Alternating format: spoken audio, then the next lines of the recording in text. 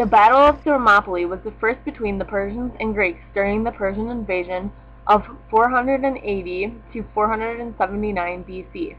The Greek force was very small, but was determined to make a stand against the huge Persian army. All of Greece was in fear, knowing that the army of the Persian king Xerxes had begun its invasion of Greece. Already the Thessalonians had gone over to the Persian side, but some Greek cities had come together and forgotten their usual rivalries, determined to stop the Persian invasion.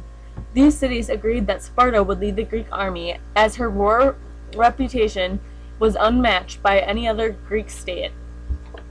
The Greeks had chosen to defend a narrow pass or gap between the mountains of central Greece and the sea called Thermopylae. This pass was part of the route into Greece from the north. Here the Greek force now waited, made up of only 300 Spartans under their king Leonidas, and about 6,000 soldiers from other Greek cities. They faced a Persian army of perhaps 100,000 men. After the Persians arrived at the pass, several days crept by without the battle beginning. Xerxes sent a scout to find out what the Greek position was. The scout returned to the king, who was amazed by what he heard.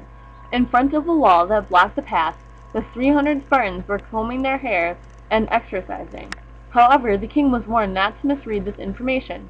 The Spartans were preparing to fight to the death and were men of great bravery. Finally, after the nerve-wracking wait, the Persians launched their attack. The Greeks were defending the pass from behind the wall that blocked the path. They took turns to hold the front line and fought off wave after wave of attacking Persians. In the narrow space, the Persians could not make use of their greater numbers, and the longer spears of the Greeks meant that they inflicted many casualties on the Persians. The Spartans also used a clever strategy to further overwhelm their enemy. They pretended to retreat so that the Persians chased after them, but they would turn upon the Persians and in the confusion kill many of the enemy. In this way, 2 days of battles passed, with the Persians unable to defeat the much smaller army of the Greeks. The Persians had lost many men, but their luck was about to change. A Greek traitor came to the Persian king with information of huge importance. Above the pass of Thermopylae was another pass that was known to local people only. It would allow the Persians to come secretly through the mountains and round behind the Greek army guarding the pass below. The Greeks would then be trapped with the Persians in front of and behind them.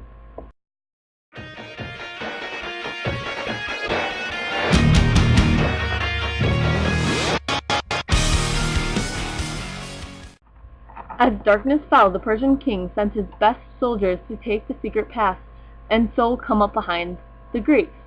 At dawn on the third day of battle, the Greeks discovered that they had been betrayed. Leonidas, the Spartan leader, chose to fight to the end, knowing that his men could never win this battle. He told the remaining Greek soldiers to flee whilst they could, but the Spartans would show their courage and fight on. The Spartans withdrew to a hillock near the pass, together with a few other Greek soldiers who had refused to leave. They fought the Persians with all their remaining strength. When their weapons broke, they fought with their hands and teeth, but the Persian soldiers vastly outnumbered them, and finally the Spartans were overwhelmed.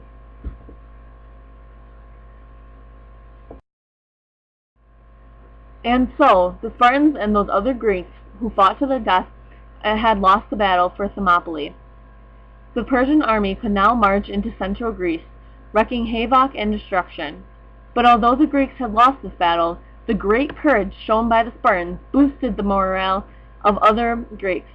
They were not ready yet to surrender to the Persians.